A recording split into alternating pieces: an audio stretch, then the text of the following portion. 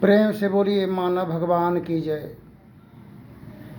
संत सदगुरु कबीर साहब की वचन है, मंदिर छोड़ो मस्जिद छोड़ो ये सभी मुजाका है, दिल किसी का मत तोड़ो बंदे यही घर खास खुदा का है।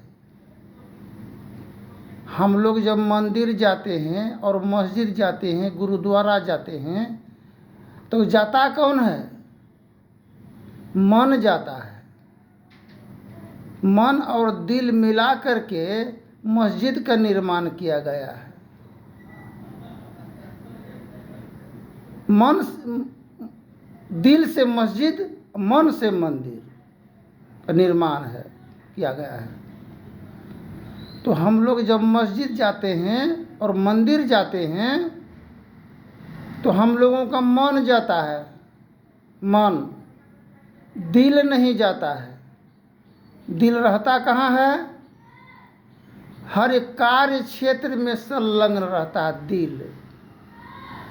जिस प्रकार प्रधानमंत्री, राष्ट्रपति राज्य में यत्र तत्र भटकता नहीं है, भटकने के कार्य नहीं करते हैं, उनका अनुयायी सेवक एसपी, डीएसपी, कलेक्टर जो नियुक्त किए गए हैं, उन्हीं के द्वारा कार्य का संचालन होता है। संकेत आदेश का अधिकारी सरकार होता है। ठीक इसी प्रकार ये दिल जो है, दिल अस्थिर होता है जहाँ का कहीं कार्य क्षेत्र में संलग्न।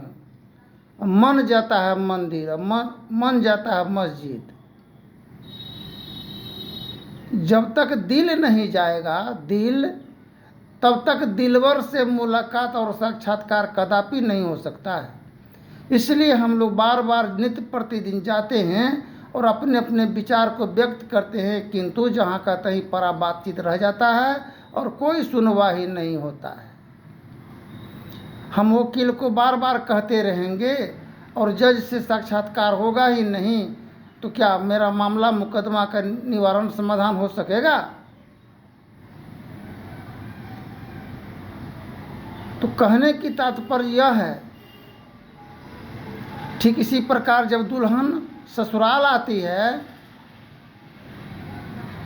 तो बहुत दिन तक मन उनका नैहर में लगा होने के कारण, पूर्ण रूप में ससुराल की कार्य संचालन नहीं होने के कारण बहुत काम पीछे पड़ जाता है। बाल बच्चों के जीवन का भविष्य गति अवरुद्ध हो जाता है। शिक्षा में, दीक्षा में उन्नति वृद्धि का कार्य मन नहर में पड़ा होने के कारण, नौद्वार के अंदर में जहाँ अंधकार है वहाँ मन पड़ा होने के कारण, ससुराल दशम द्वार है, परमधाम है, वहाँ मन नहीं लगने के कारण बहुत दिन तक कार्य अवरुद्ध होने के कारण अंत गति में परेशानी का सामना करना पड़ता है। एक बार की दास्तान है, दो पुत्रवधू धर्मपत्नी के निधन होने के बाद तो सोचा मन में गृह स्वामी, ये पुत्रवधू आई है तो अपना लक्ष्य लेकर के आई है, अपना पावर के साथ में इस राज्य पर आसीन हुई है, सोने इनका भी सहभागिता का प्रथम अधिकारी है, इनसे भी विचार कुछ लिया जाना चाहिए। विचार लेने के क्रम में एक पुत्रवधू को बोली कि शादी ब्याह के संबंध में बोली कि शादी ब्याह कर लीजिए, उम्र लंबा है और क्या गति होगा, कोई आपका साथ दे सकेगा या नहीं, कर लीजिए शादी।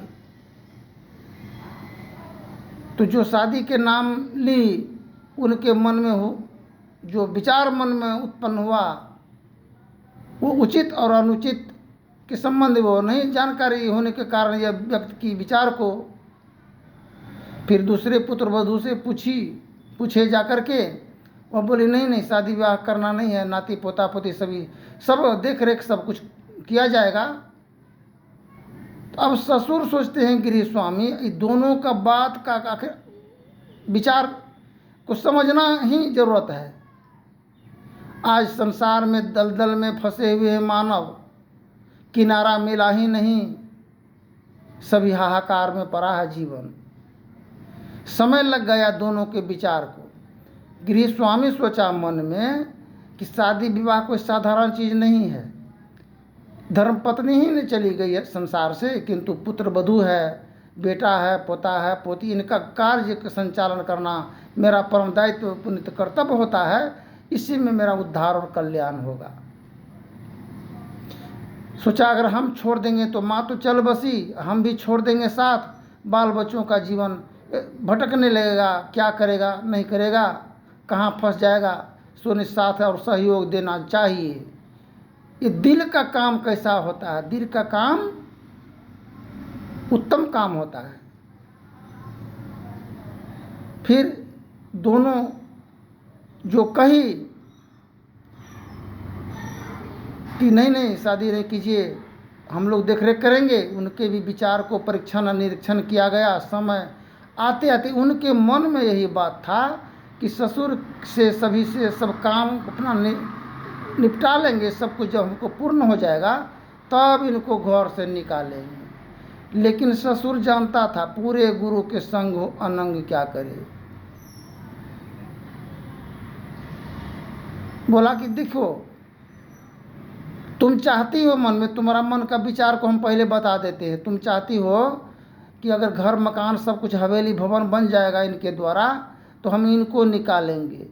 किंतु मेरा मन है कि जब तुम सब कुछ तुमसे पीठ पोछ कर करवा लेते हैं और नहीं तुम लोगों को अगर रास्ता देंगे, तुम लोगों को आगे बढ़ने की विचार को नहीं करेंगे तो तुम लोग धन कमा कमा करके बर्बाद करोगे। कभी नहर भेजोगे, कभी मेला जाओगे, कभी झमेला करोगे, कभी बवाल। पैसा का 3 गति होता है, दान भोग नाश। नाश कर दोगे इस धन को, सो नहीं करो, कार्य करो। साथ संलग्न हम भी तुम्हारा साथ दे रहे हैं। साथ दिया, उनका भी सब कुछ हो गया, इनका भी सब कुछ हो गया। अंत में ससुरे को घर से आनाकानी करके एक दिन उन्हीं को चाबी देना नहीं दी।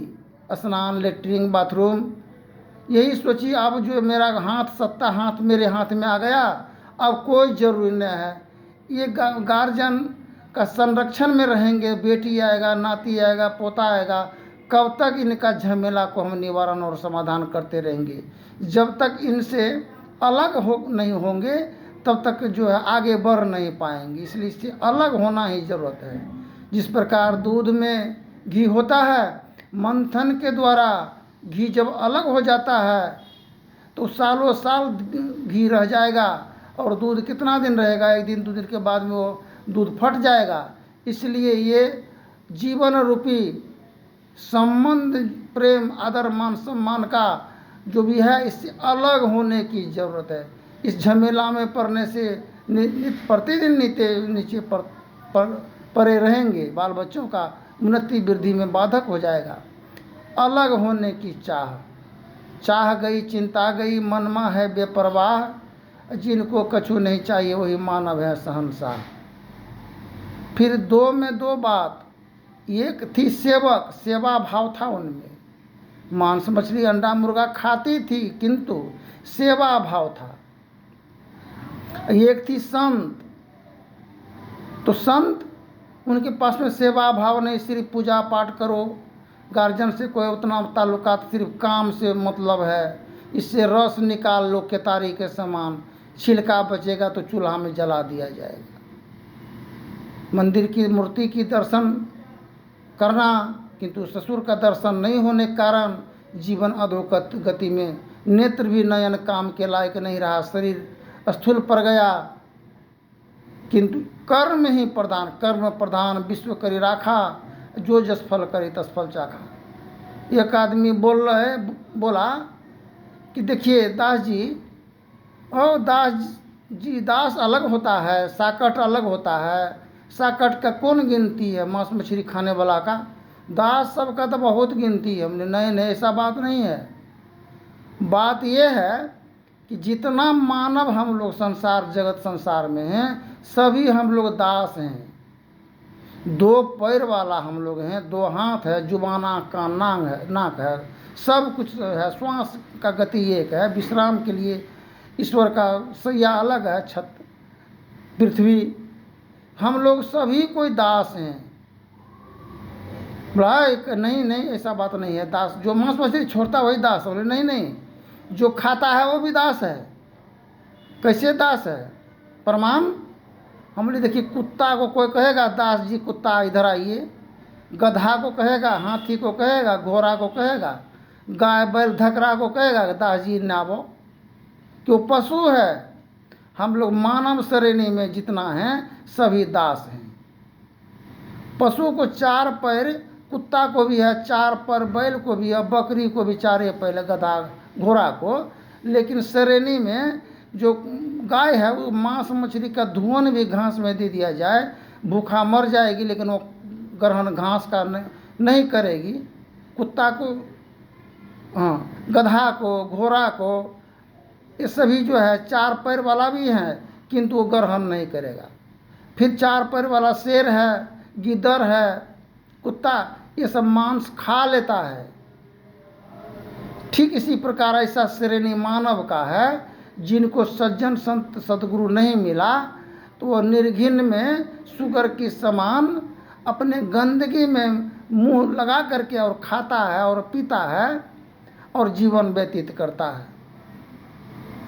तो मनुष्य तो सब है, मनुष्य में है भेद।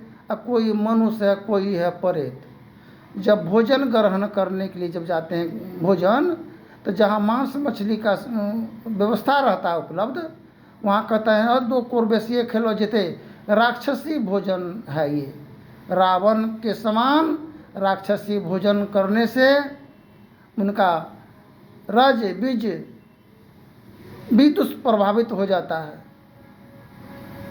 वेद व्यास जी का पिताजी का नाम पराशर मुनि था। जब विवाह करके लाए सुहाग रात के समय में, धर्म पत्नी बोली नहीं, आपसे समागम और संबंध नहीं बनाएंगे। बोला क्यों? शादी विवाह का मतलब क्या होता है? बोला सबसे पहले आप सर्वप्रथम ध्यान साधन करके अपने जीवन को परिपक्व बना लीजिए, अशुद्ध मन को शुद्ध कर लीजिए। जो पुत्र रत्न की प्राप्ति होगा वो तेजस्वी और प्रतापी होगा। पराशर मुनि चले गए, ध्यान साधन उसी समय में निकल गए पत्नी के ठोकर से, और साधन ध्यान करने के क्रम में 12 साल तक, ये 12 साल एक युग होता है। 12 साल के बाद में जब पुनः उधर से लौटे, समय का अवधि थोड़ा समय लॉस होने के कारण मत्स्यगंध्या के साथ ही समागम होने के हुआ, जिसके कारण मत्स्यगंधा का दुर्गंध जो था, दुर्विकार, सभी योजन तक, 1 योजन तक जो गंदगी बदबू फैलता था, वो बदबू का भी नाश हुआ और जीवन का विकास हुआ, और उसके मन से खुशबू सौंदर्य प्रज्वलित होने लगा। संत महापुरुषों के मिलन और संबंध से, और उसी से तेजस्वी